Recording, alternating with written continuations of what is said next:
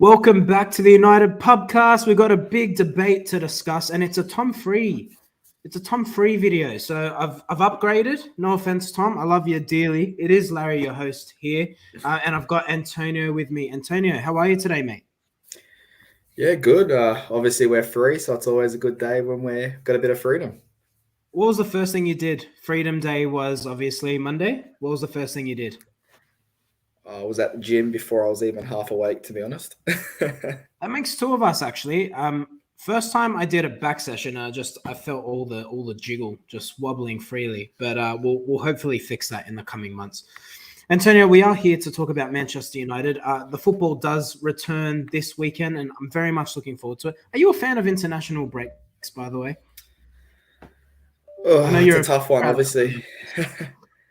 Yeah, obviously Italy's playing well at the moment, but I think it'd be a lot better if you either did them at the end of the season, start of the season, or just did them in one go. Rather than having those gaps, just do them in one go, take 3 or 4 weeks off, and then kick on with the season.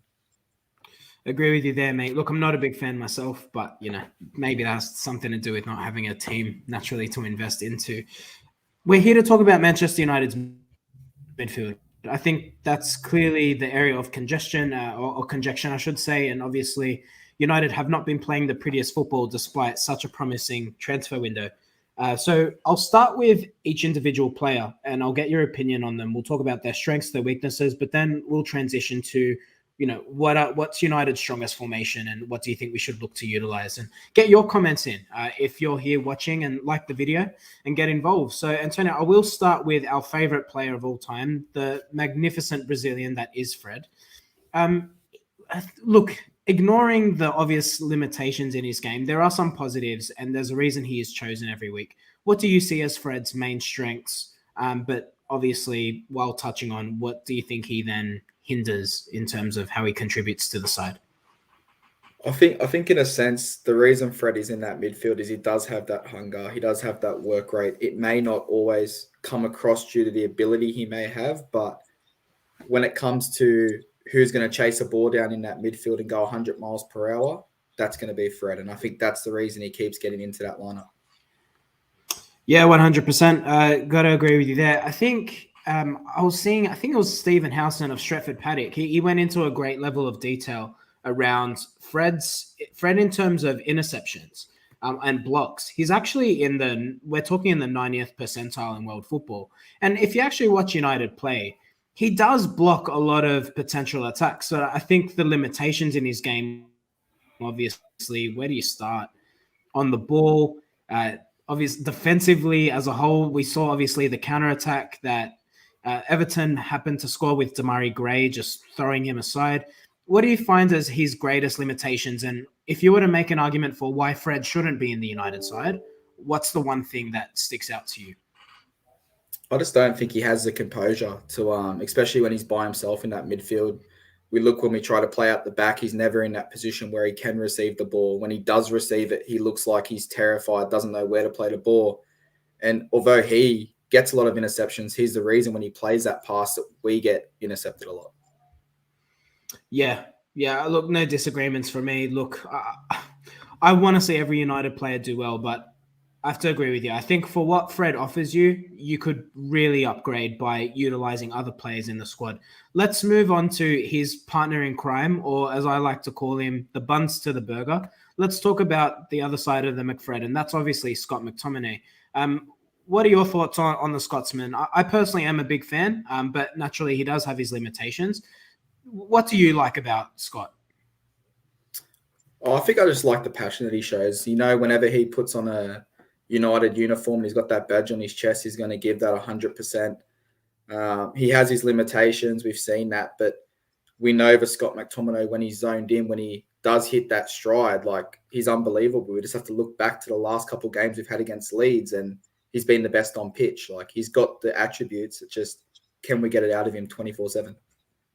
Do you think a lot of people, and there's a lot of commentary that suggests McTominay should be deployed in that number 6 position. When you look at the Scotsman, do you see him fulfilling that role?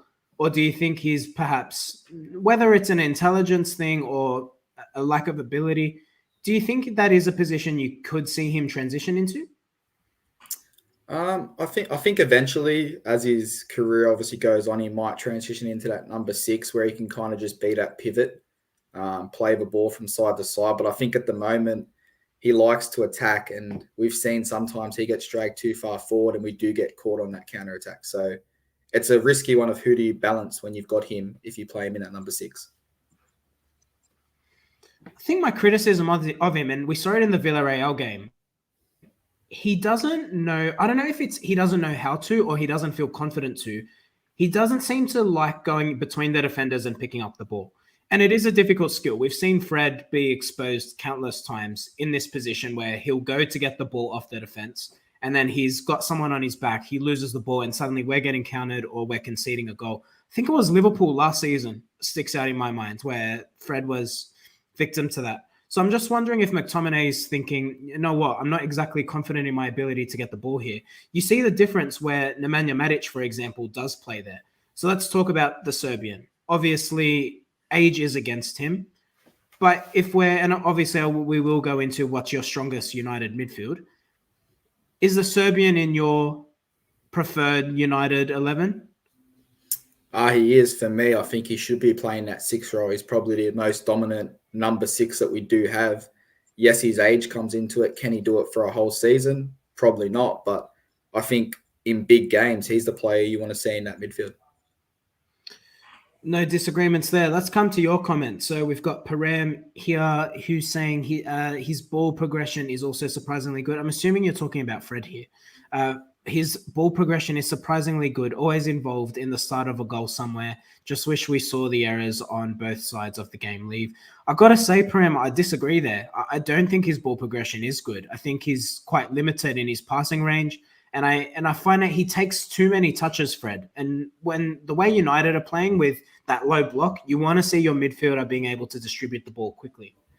We've got George. You don't like how McTominay gets dragged into the McFred abuse. While he's limited, he does generally contribute well and is a goal threat when he goes forward.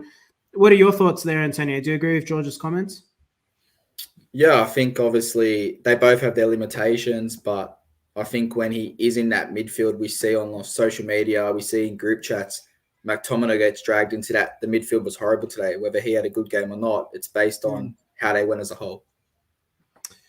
Yeah, fairly or unfairly. We've got Michael. I've been noticing our centre halves avoid passing the ball to Fred in the build-up, makes us more predictable and removes a key cog in attack. That's a really good point. I think I've definitely noticed that as well, Michael. And that just shows you that it's either a lack of confidence in Fred or it's instructions from the coaching staff. But if it is the latter, then they really need to be considering why they keep selecting the Brazilian into our midfield. It's as simple as that. Got Param. I don't think he's at the level in any of our midfield positions. His positioning is such a worry at times and he hides from the ball. Are you talking about McTominay there, Param? Please do let us know in the comments. Got George. Our best game all season was the win against Newcastle and Matic controlled the game perfectly. Should be starting there more often than not. No disagreements there. We've got Joe in the comments. McTominay as our holding mid until we bring in someone else. We realistically need someone who's as comfortable on the ball as they are defending. That's a really good point, Joe. And it is something that we will discuss when we come into our ideal starting midfield and what that shape might look like. Continue to get your comments in. We will come back there. We've got Param confirming he was talking about McTominay. Let's move on to, Paul Pogba. Much maligned, rightly or wrongly. And it almost seems crazy that you'd be talking about Paul Pogba in our midfield debate, but there is an argument out there that suggests maybe Paul Pogba isn't as brilliant as he is on the ball. Maybe he because of his limitations defensively, he's maybe not the perfect solution for this United team setup. What do you make of that argument? And do you agree with it? I think what he offers to the attack, what we saw, how he started the season, I think it was something crazy, like 5, 6, 7 assists in those first couple of games. I think he's a player that you need to have in that squad for the attack. Yes, there's limitations in defense, but that's where we have to go out and get a proper number 6. We get a number 6, we let Pogba flourish up top, and he doesn't have to come back as much. Well, you see what he does for France, don't you? He plays in that two-man pivot, and he absolutely thrives. But there is also an argument, and to be honest, I have to agree with it to some extent. International football is a slower paced game, Antonio. So is that Pogba is playing a slower game, so therefore he's got the ability and the time to maybe get up and down, to which he's maybe not afforded in the Premier League? Well, I think it's a bit of both. It is a slower game, so it gives him that. But you put anyone next to Kante that can play in that midfield, and they're probably going to have a lot more time to get back and forth. I think he naturally just slows that game down for Pogba, so it looks like he gets back a lot quicker in defense. I've got the Football Capitals comments here, and I think this is a really good point. All Pogba's assists came from the left. That's a valid point. What do you make of that, Antonio? Because in my opinion, I hate Pogba there. Then it gives him the freedom to express himself and allows the Frenchman to do what he does best, and that's create, score goals, be a threat. But the issue with that is I think United's system as a whole suffers. You've got Luke Shaw, who then becomes your outlet to hold the width. And I don't think, while he's been promising going forward, he's not brilliant. He's not David Beckham in terms of his delivery. And then you also remove a goal threat from the side when you are doing that. So what are your thoughts of the positives and the negatives of Pogba deployed in that almost left wing spot? Yeah, obviously, I agree with you what you said. Obviously, putting Pogba out left, there is that positive where he is creating. He does have that freedom to get the ball, take it into space. But obviously, the negatives, as we've spoken about, is a lot of our troubles come from not having width. If we don't have a proper winner out there, he gets tucked inside. We've got Greenwood on the other side who likes to get tucked inside. And we have a left and right back who don't really have the best crossing attributes. So you're limiting our attacks down the sideline. Exactly. We've got Tom Coburn. Sorry, Tom, I did see your comment about Donny. I will come back to that one when we speak about the Dutchman. But you have mentioned here, Pogba isn't stuck on the left. If you watch his game, he often moves centrally. The left is his starting position. You're 100% right there. But the issue here is, and that's, I suppose, part of the debate, because he's given the freedom to express himself, does United as a whole suffer? And is that contributing to our lack of ability to create? If you actually remove the Leeds game where he was absolutely breathtaking, we also have to remember there's two sides in a game of football. And Leeds played in a way that suits United. While we're trying to change the way that we play, we clearly show our positives when we are counter-attacking. And it's our issue at the moment is breaking down sides. So you need to be able to hold the width. And I think Pogba deployed in that position just limits us a little bit. Let's talk about Donny van de Beek.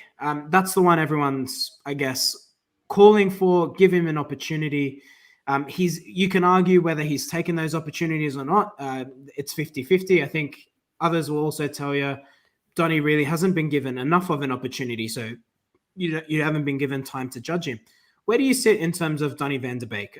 What he contributes, but do you think he's taken his opportunity? Where do you sit on that side of the fence?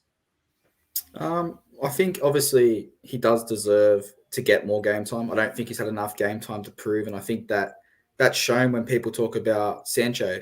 He's only played 7 games, so give him more time. Well, Donny's he's played more games, but he hasn't had that opportunity to start in a constant amount of games where he can get that run of form on. Whether that's he gets that run in a number 6 or we start to rest a Pogba or a Bruno, who knows? But I don't think he's been given enough time yet. Can't disagree with you, particularly given the performances of our other players.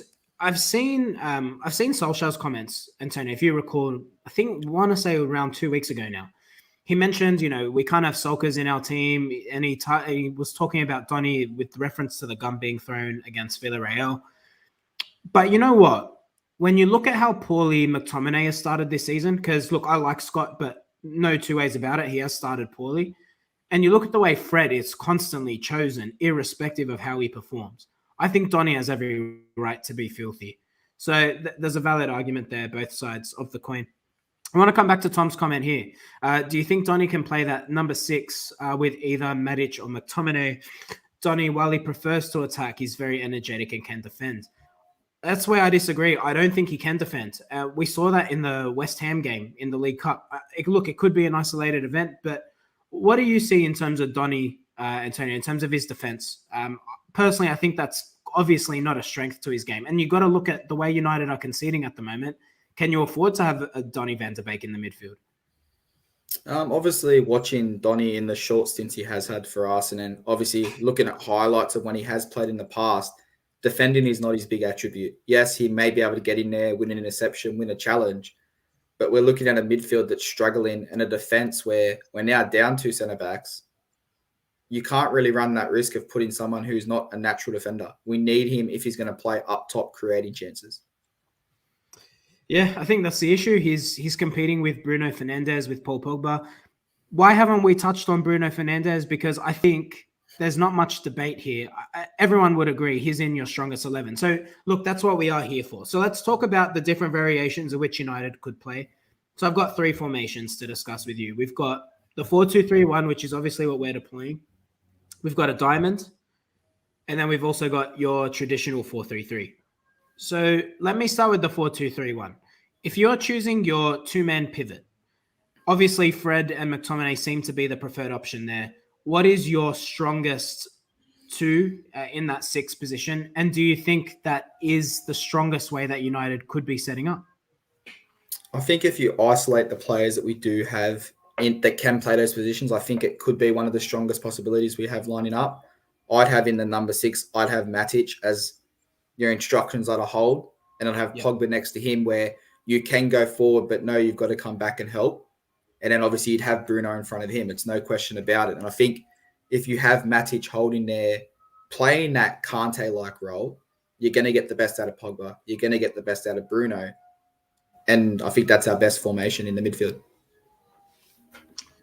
Do you have concerns with Matic's mobility? Is there a concern where against look, 9 times out of 10, when United are at Old Trafford, we're going to dominate the ball. We're playing a high line.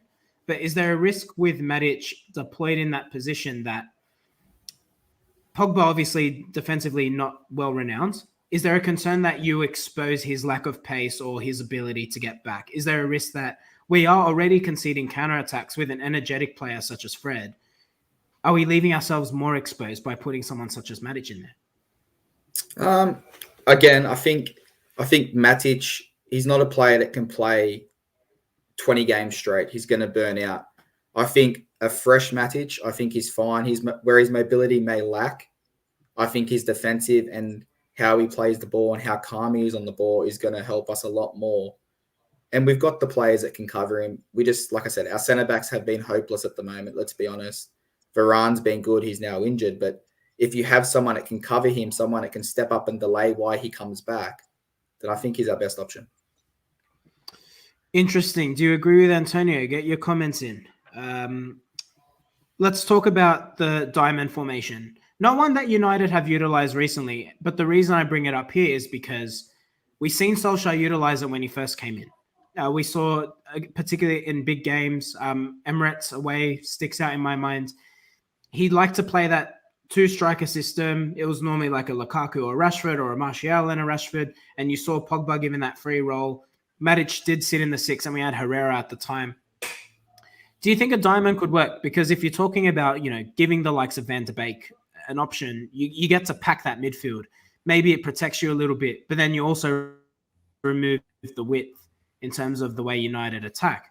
Do you think it could be a way to get the best out of the players we have? Maybe if you can utilize, say, a Pogba, a Donny, a Bruno, a Matic, you could put all 3 of those players on the pitch at once. That you're then thinking creativity, you can keep the ball, you get all of them into a side, you're getting the best out of Pogba.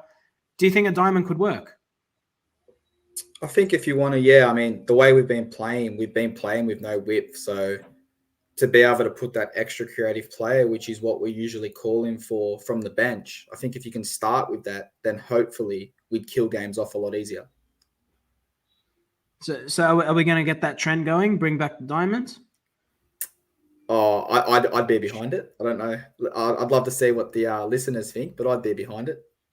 I think the only concern is we just paid £75 million for a winger, and then you're going to play a formation that, I guess, removes him completely.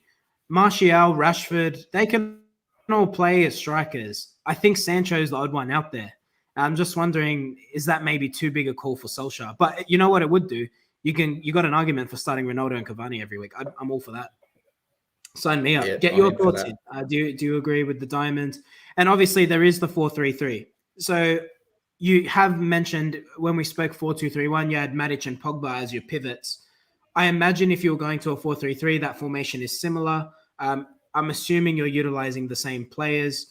Let me actually ask you about Bruno Fernandes. Do you think he's capable of playing in a 4-3-3? The reason I ask you that, you look at the way he plays, he's dead set right behind the striker. It's almost like an old school 4-4-2, the way United were in yesteryear. Is Bruno capable of playing that touch deeper and deployed in that number 8 position? Or do you think he's too offensively minded for it? And maybe that's why we're not utilizing that formation. I think he can play there. Bruno's a smart player. I think he'll adapt to where we expect him to play. I think if you look at how United have played last year and this year since Bruno's come in, there's no real attacking threat. So that's why he sits so high. So he can pounce on a ball. Whereas I think if you give him a Pogba right next to him, then he'll be happy to sit a little bit less and have that link-up play. Do you trust I don't know. This is where I get nervous, and I suppose this is what I'll ask you then.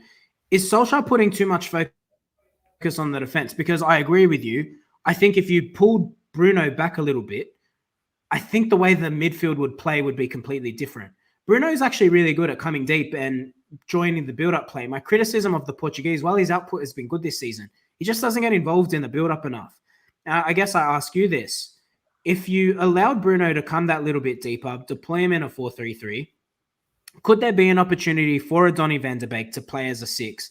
And yes, while defensively he might not be there, maybe United can deploy a mentality of, you know what, with those players on the field, maybe we can score 2-3 goals, blow sides away, then maybe that Donny in a 6 wouldn't be such a concern.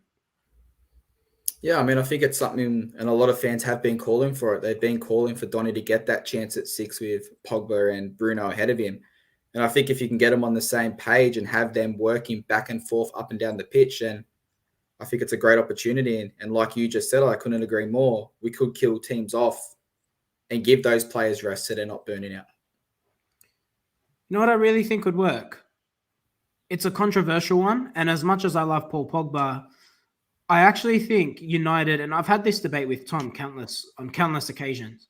I think if you actually deployed a 4-3-3 midfield, you put Matic in the 6 because he's really our only 6. I think if you put a Donny and a Bruno, I think that midfield is probably a bit more fluid. I just wonder, and I've said this with Tom, and I'm keen to get your opinion because I haven't really spoken with you about this before. It's almost as if, if I were to compare it to, say, Liverpool, like Coutinho was their best player for years, but suddenly they remove their best player, they create a system that complements the players much more, and they go on to win a Champions League, they win a Premier League title. Is it possible that Paul Pogba is almost our Coutinho? Is he such a good player that you almost have to neglect your system to compensate for him? Where I'm just wondering, maybe if you could put in a Donny who's maybe got a bit more work rate about him, maybe not as brilliant with the ball, but still really effective. Could a midfield of, say, a Matic, Bruno, Donny complement the way United play better overall compared to what you might get out of a Pogba, despite his fantastic assist record so far this season? Yeah, I think obviously Donny offers a lot more. I feel like his passing, when we have seen those passing in space, it's been top-notch. He offers a lot going forward, and there are limitations to Pogba's game. We've seen it time and time again. Sometimes he's there, sometimes he's non-existent, and we're calling for him to get hooked. You could put Donny there with Bruno, or you could even put a Lingard. We're skipping over Lingard at the moment. He's been in cracking form. He's also an option that you could chuck up there too. Yeah, for sure. I think with Lingard, I really like the role he's playing at the moment. This super sub, he comes on, and I like him because he's different. You look at all of our midfield players, he's that old school off the striker sort of player. And I like that because he obviously just offers something a little bit different. And I think you see defenses are struggling with him when he comes on. So no disrespect to Jesse, but that was the thought process behind this debate. I'll come to your comments then, Antonio. I'm going to put the decision on you for what is the strongest midfield, the strongest players. I'm going to give it to you. So let's bring it to the comments. So we've got Tom Coburn. Here's the thing. They may sound rather contradictory. We most definitely need a world-class CDM to improve the team. However, the football we're seeing shows there's no game plan. Look, Tom, I understand what you're saying, but I think it's up to the coaching staff essentially. we also have to remember that these are 3 elite players who have come in, and that takes time to gel. Said this with Tom, the Everton game. We looked good until Ronaldo came on, but that's not a criticism of Ronaldo. It's up to the coaching staff to integrate him into the team and work out a system to get the best out of every player. Got Joe. I think the real issue is here we've neglected the rest of the positions, bar midfield, for the past 6-7 years. If you look at our transfers, it's constantly been centre mids. Well, it's a valid point, Joe, but our midfield's still poor. So, I mean, Antonio, do you have any disagreement in terms of, I think we all agree we need a 6, right? Yeah, and I think if you look at the transfer, we've strengthened that back line over the last couple of seasons. We've strengthened the front line, bringing in Sancho. Yeah, Ronaldo's come in. So I think the main focus has been that midfield, but I don't think we've neglected strengthening the other spots. Yeah, I'd agree with that. We've brought in defenders. We've brought in Lindelof, Bailly. We've obviously brought in Cavani over recent years. So, no, I think United have invested. We've got George. McFred gives the illusion of defensive stability because of work rate. The reason why we concede so many of these counterattacks is because Fred can't play a 10-yard pass and gets beaten so easily. Mate, 100%. I don't think you get any disagreement from either of us here. I got Tom again. CDM or not, the team we have is too good for the football we're playing. This might sound like a stretch, but this team should be competing for the Prem. The only hindrance is some players and Ollie. Hard to argue with that. At the moment. And then we got the football capital. Donny's 4th choice behind Pogba, Bruno, and even Lingard. You could be right. But, I think we've seen here that, we'd like to see him played deeper, but we'll see how that all goes. Antonio, we've been talking for the best part of half an hour. We've discussed players, their strengths, their weaknesses, different formations. United are playing in a Champions League final Sunday. Pretend. It probably won't happen, but let's pretend. Give me your midfield. Who's going to be out on that pitch? I've got Matic at the 6.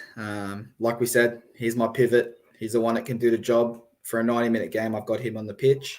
And I'd probably, if it's a Champions League final, they show up in big games, I've got Pogba and Bruno just ahead of him. And what would be the score in that game? Don't tell me we're keeping a clean sheet. Let's go 3-1 because we can't keep a clean sheet. All right. You know what? Sod it. We're going to make the Champions League final. You're going to see Matic, Pogba, Bruno. Who are we going to verse? So we've said a 3-1 victory. Who are we versing in that game? Let's go. Let's knock off. We'll knock off PSG. Let's let Ronaldo get one over Messi. Let's get Ronaldo over Messi. I'm all for that. All right. So you've heard it from here first. United's strongest midfield is a midfield 3. We're going 4-3-3, and we've got Matic at the heart. We've got Pogba. We've got Bruno. What are your thoughts? Let us know what you're thinking. Mate, it's been a pleasure.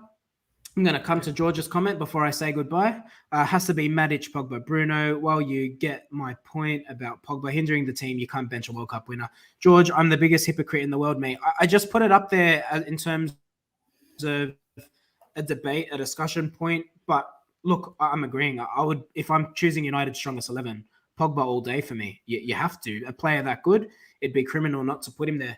Antonio, been a pleasure, mate. I hope everyone who's watched this video has enjoyed this debate. Like the video, make sure you are subscribed, and I'll be back with Tom shortly. The Premier League's back this week, so we'll be debating and reviewing the Leicester preview. So stay tuned for that. Antonio, pleasure, mate. I'll catch you soon.